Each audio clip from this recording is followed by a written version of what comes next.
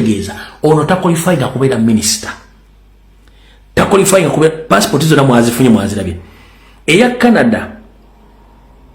Canada yagifuna 22 January 2016 ngegwako 22 January 2026 ze passport sato zalina ne certificate mulaga nti afuna dual citizenship.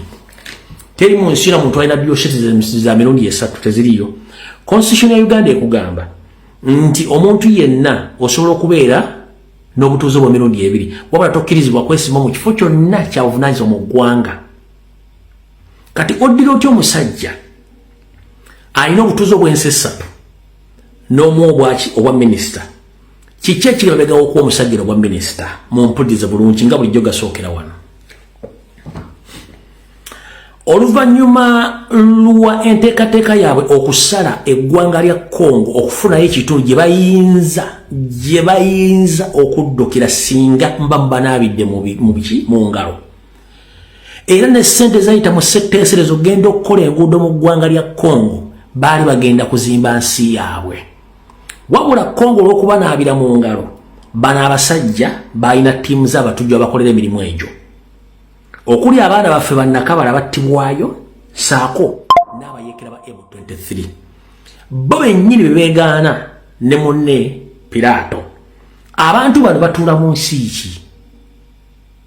Abantu bano Piraato abatyamu bayinza omwekyusiriza okuddawa ewaabwe. Ekyo mukimanyi kiri mu Public Archive. Ani abakuŋŋaanya? Abakuŋŋaanya y'ennyanja esoferi bahabulwa. Kiki ekiba mubakuŋŋaanyisa? Kubanga balina omuyambako nga force ey'okubiri egenda omuyambako mu kulwanyisa ekintu kyonna kiba kyeŋŋanze bufuzi bwe. Force eno egenda kubeera muleeya. Force eno mu kubeera muleeya egenda kubeera backup ya SFC, ekitegeeza UPDF automatically bagijja mu sako.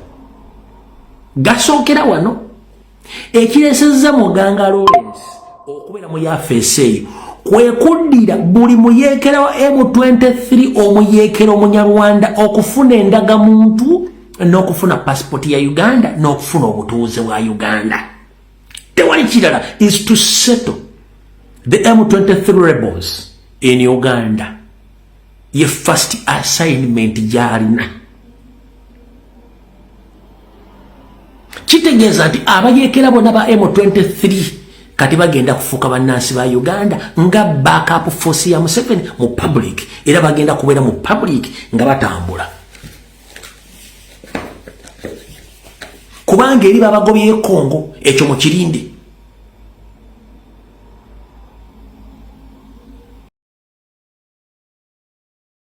Genda kyokuleta ono munyala yensonga lwaki Frank Gashumba yasanyuse nnyo kubanga kye baali bayagaliza embazi kibuyaga yasudde.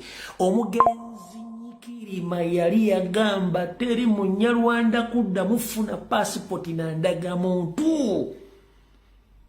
Bamafia bali mu system ne bayetegekera omugenzi Kaki Nyikirima ne bamutta.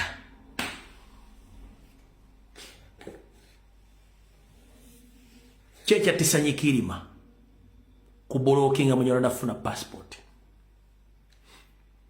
Ne baleta ba minister bonna era embiri ge baddengawo nga muna abanyarwanda bavuddeyo bekalakasa nga kye baagala ani atuulawo. Lwaki yakutte refugee eyakafuna obutuuze bwa Uganda mu mwaka guno gwennyini mu gwokubiri n'amufuna te Minister of Internal Affairs agenda okunoonya okuwa obuddamu bonna passport. Tunakiteeka mu butwe.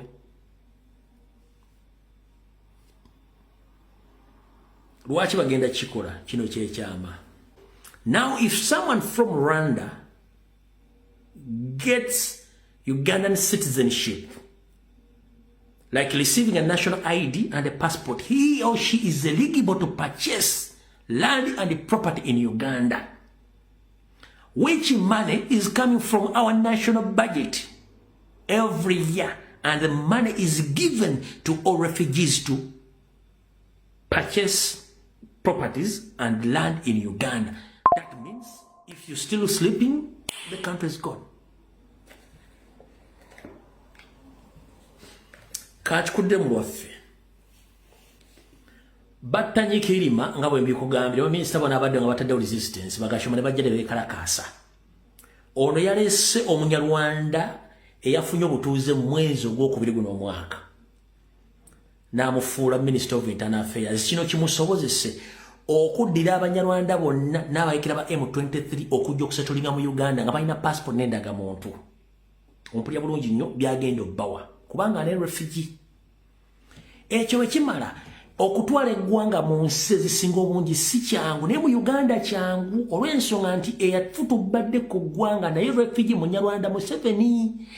Kati abadde balemesa okuteekawo ekikolwa kyabwe luli badde bajjanga abantu Rwanda Burundi obayingiza mu Uganda emmotoka muziranga za UN n'abateeka ebitundu by'enjawulo kibadde tekibakolera bulungi nnyo nti singa agwawo entabukana yonna oli asobola okudduka n'alekawo ettaka kuba talina bitayisi munnansi. Naye kati yaleese Omunyarwanda n'amutuuzaawo ono agabe endagamuntu ne passport azuwe abanyamulenge aziwa M23. Kati omuntu bw'afuna passport n'afuna national identification bw'afuka mu Uganda wadde mbogula ettaka oba ekyobugagga kyonna mu Uganda kubanga Munnayuganda. Jjukira sente ezigula ettaka n'ezisenda abantu ku mataka sente ziva mu bajeti ya Uganda nga ziyita mu State House n'okuba ministry zonna. Kitegeeza sente zibagenda okujja mu gavumenti yaffe ya Uganda zibagenda okuwanga abantu ogenda okugula amataka eggwanga baba litutte.